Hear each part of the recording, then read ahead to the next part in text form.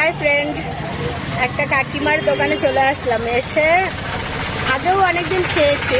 দেখো কত বড় বড় ডাব, বড় বড় ডাব, অনেক জল আছে পুরো ডাবে।